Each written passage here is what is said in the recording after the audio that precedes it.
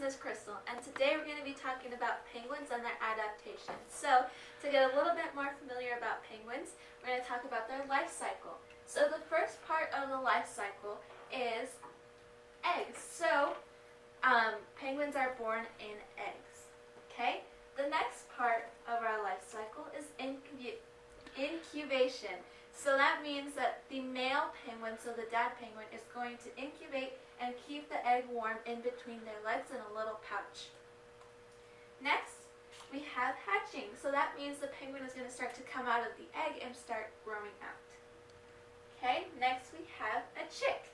So that means that the penguin is going to grow a little bit bigger, come out of the egg, get familiar with its surroundings. And then next we have fledging. So that means they're going to lose all their baby feathers and grow new adult feathers. And then our last part is adult penguin.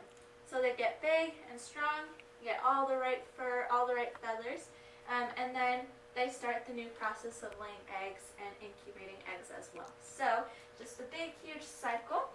Okay, so then we have different kinds of penguins too.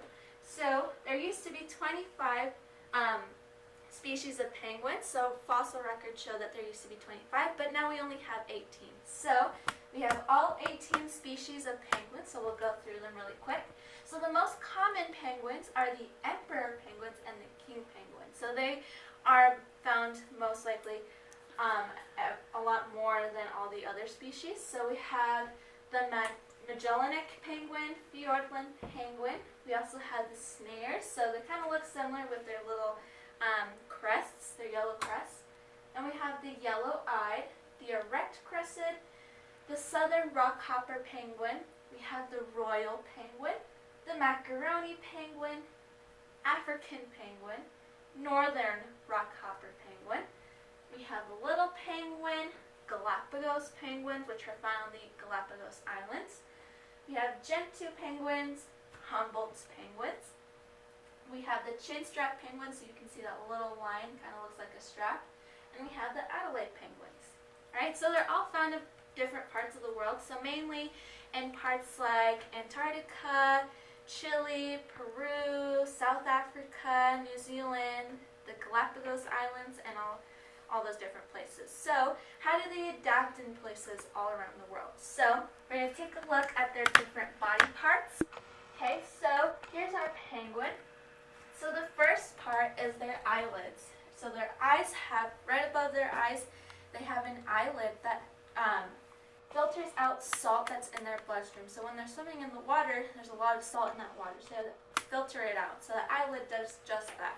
Okay, so that salt then comes out through their bill or their beak, or when they sneeze. Okay, next with the beak, they eat different things like fish, squids, and little penguins, baby penguins usually eat things like krill, so little tiny fish. Next we have their wings or their flippers.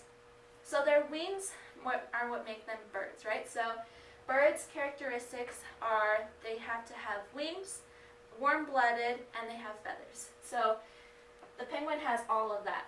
So although they can't use their wings to fly, they can use them to swim.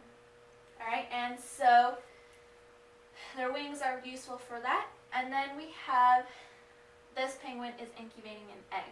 So remember, when we have, in our part of our life cycle, incubating an egg keeps the egg warm and it keeps it in place when they're moving around. Okay? Next we have their feet.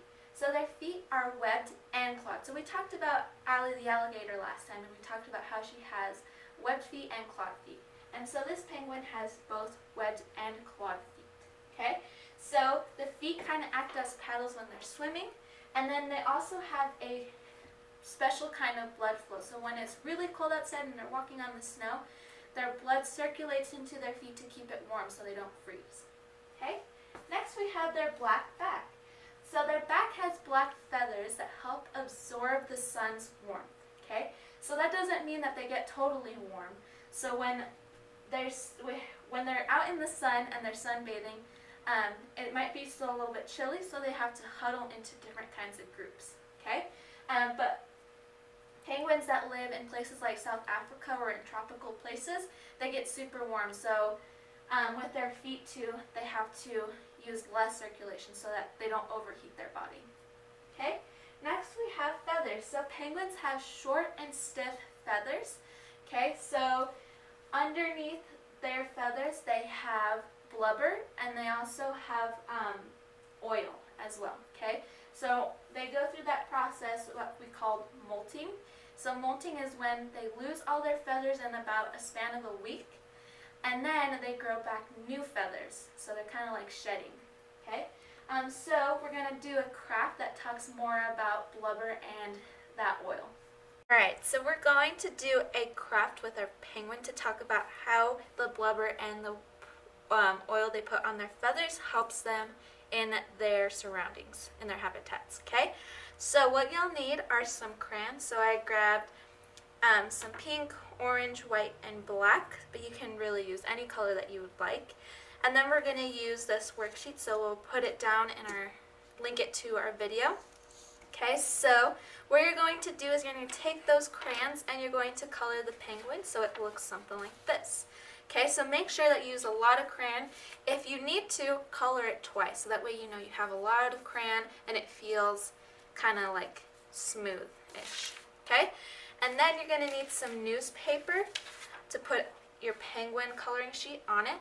And then I just grabbed some water in a spray bottle and then I put some blue dye in it, so that way we can see what happens. Okay, so when we have the blubber, when the penguins have blubber, it keeps them from getting cold when they swim. Okay, so, and that oil on their feathers does the same thing. It keeps the water out. So we're going to take a look at what this does when a penguin goes swimming. So we're just going to spray it on the belly. Okay, so if you can see, it didn't soak the penguin's belly. It just stayed on top of it and made those little bubbles. Okay, so that's kind of what the blubber does. It keeps that water out and keeps it waterproof. So, hope you guys try this at home and let us know what you think.